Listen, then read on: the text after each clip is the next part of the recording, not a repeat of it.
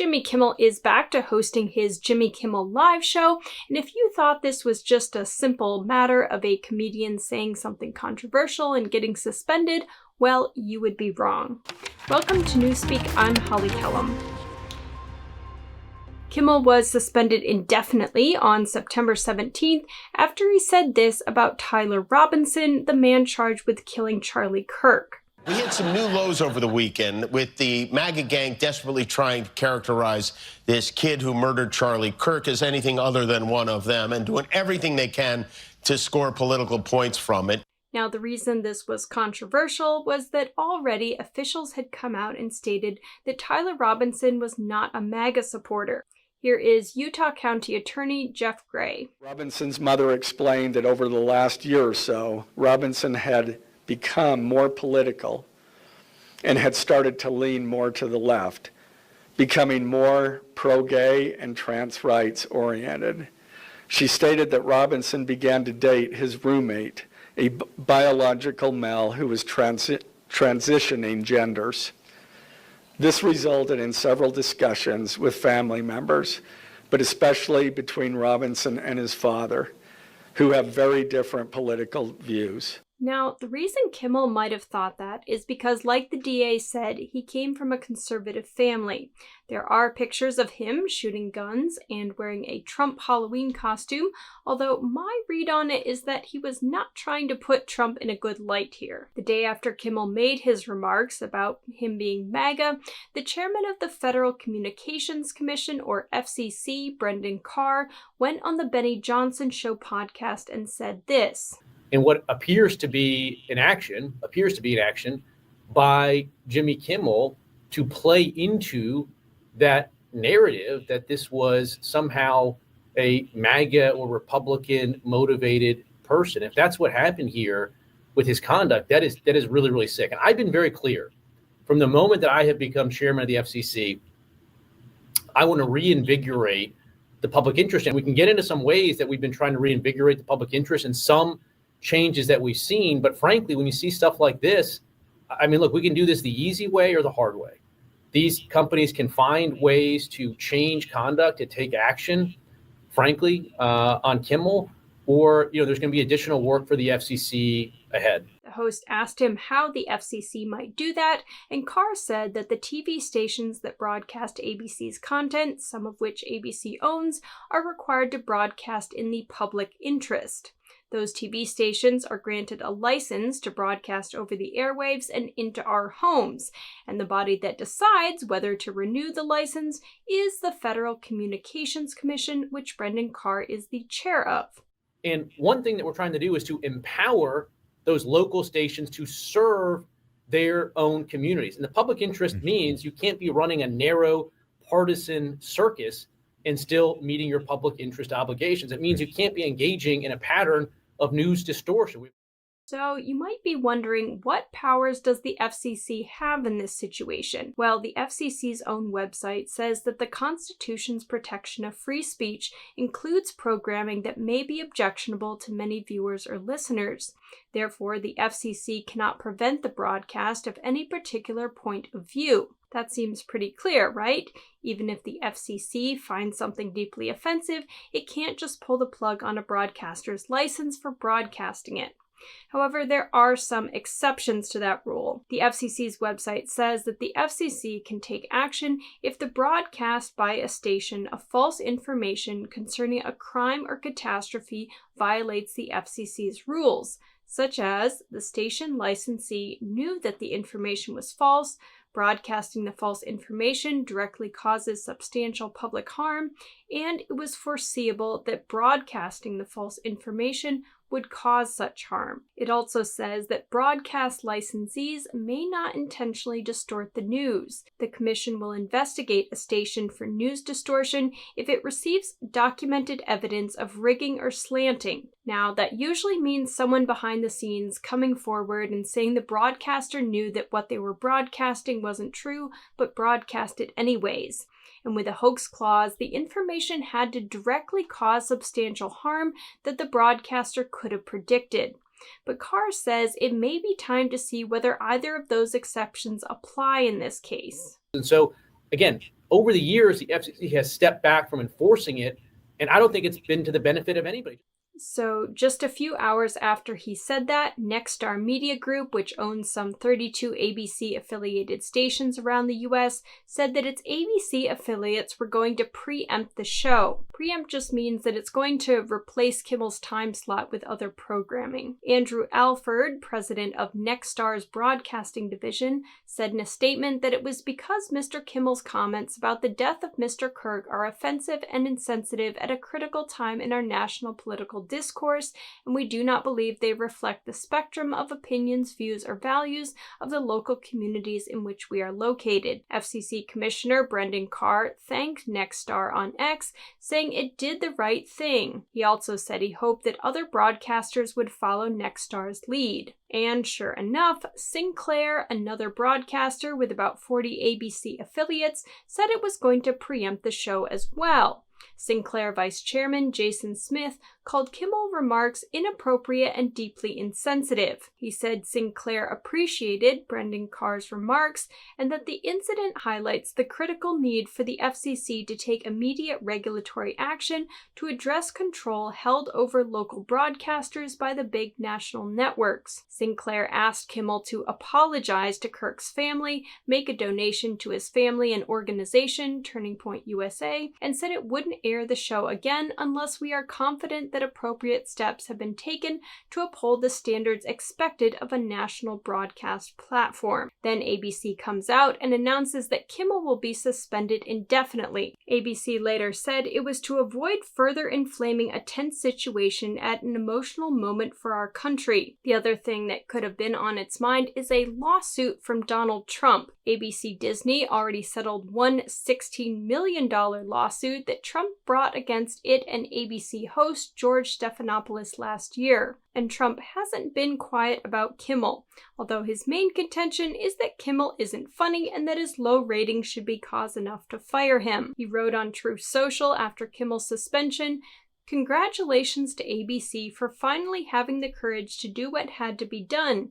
Kimmel has zero talent and worse ratings than even Colbert, if that's possible." He's referring to Stephen Colbert, another late-night comedian on CBS. Now, I'm sure Trump didn't appreciate Kimmel's jokes at his expense, but it's also true that Kimmel's viewership has been dwindling since it started in 2003. Just 10 years ago, ratings company Nielsen estimated that Kimmel drew 2.4 million viewers. In the second quarter of this year, it estimated 1.77 million viewers, according to Forbes. Those numbers follow a similar downward trend for broadcast TV in general, and comedians in particular. But in any case, ABC Disney didn't cancel Kimmel's show altogether. On Tuesday night, they brought him back. ABC said in its announcement that it had spent the last days having thoughtful conversations with Jimmy, and after those conversations, we reached the decision to return the show on Tuesday. Here's how Kimmel addressed the controversy over his monologue in his first night back. I've been hearing a lot about what I need to say and do tonight, and the truth is, I don't think what I have to say is going to make much of a difference. If you like me, you like me. If you don't, you don't. I have no illusions about changing anyone's mind. But I do want to make something clear because it's important to me as a human, and that is, you understand that it was never my intention to make light of the murder of a young man. I don't think there's anything funny about it.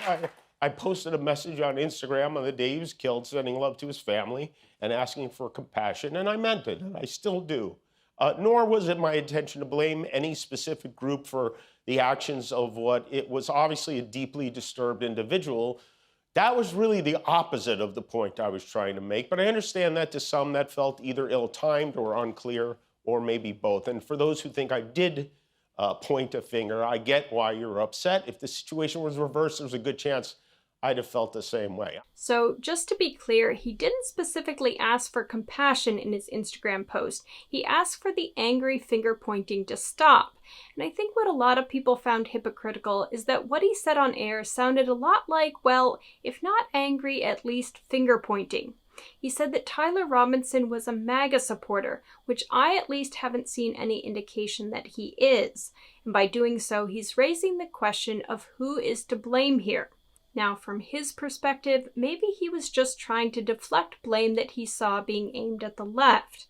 But I think to a lot of people, it looked like he was doing the same thing, just pointing the finger the other way. And then to add insult to injury, he didn't apologize so much as issue a clarification. He also went on to blame the government for taking him off air for a week. I've had the opportunity to meet and spend time with comedians and talk show hosts from countries like Russia, countries in the Middle East, who tell me they would get thrown in prison for making fun of those in power, and worse than being thrown in prison. They know how lucky we are here. Our freedom to speak is what they admire most about this country. And that's something I'm embarrassed to say I took for granted until they pulled my friend Stephen off the air and tried to coerce the affiliates who run our show in the cities that you live in to take my show off the air. That's not legal. That's not American. That is un-American, and it is so dangerous.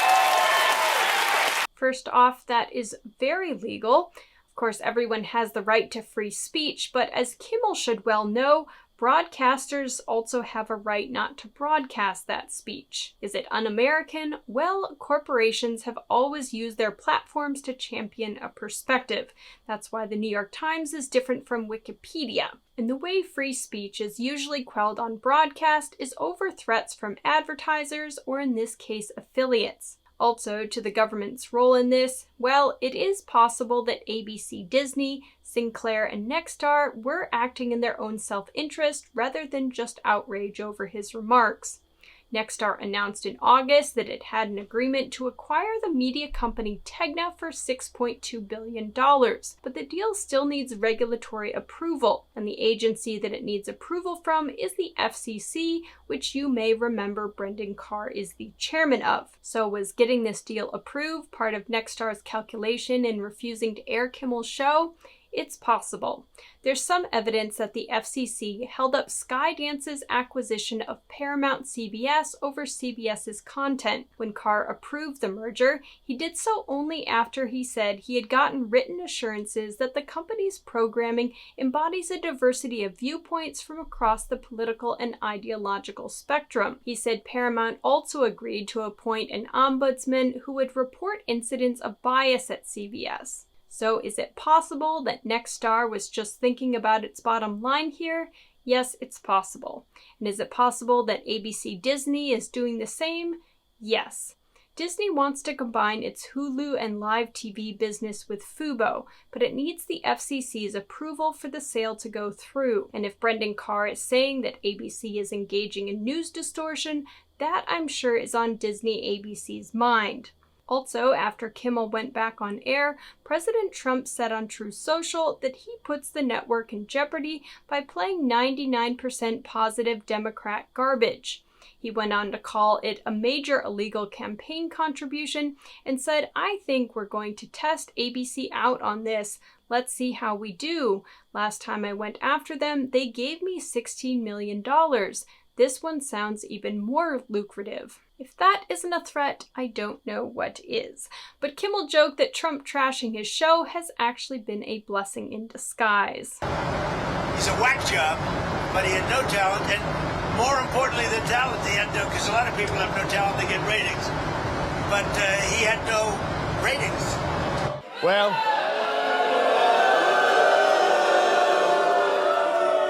I do tonight. It did boost Kimmel's ratings by over 300%, according to Nielsen, but the question is how long it will last. One thing that will give his show a more lasting boost, on Friday, both Nexstar and Sinclair announced they would air Kimmel's show again. Sinclair said in its announcement that it is simply inconsistent to champion free speech while demanding that broadcasters air specific content. And Nexstar said that it remains committed to protecting the First Amendment while producing and airing local and national news that is fact-based and unbiased, and above all, broadcasting content that is in the best interest of the communities we serve. So as of this writing, Kimmel is back in all the markets across the US. But that doesn't mean his job is secure. President Trump has threatened to go after ABC Disney for bringing him back, and it's also possible that Kimmel could be a casualty of ABC's financial interests. Stephen Colbert's show on CBS was canceled shortly after the merger with Skydance was finalized. Was this part of Skydance's commitment to, quote, ensuring that the new company's programming embodies a diversity of viewpoints from across the political and ideological spectrum? That's what Brendan Carr said in his statement about the merger. What role politics played behind the scenes? Well, that I don't know. But like I said earlier, all late-night comics are facing major ratings declines, so there could be an economic case made for canceling his show as well. But what do you think about Kimmel's show being suspended and then brought back? Are you planning to watch him? Let me know in the comments below, and if you enjoyed this video, please share it with at least one other person that you think would like it. Once again, I'm Holly Kellum, and you're watching Newspeak.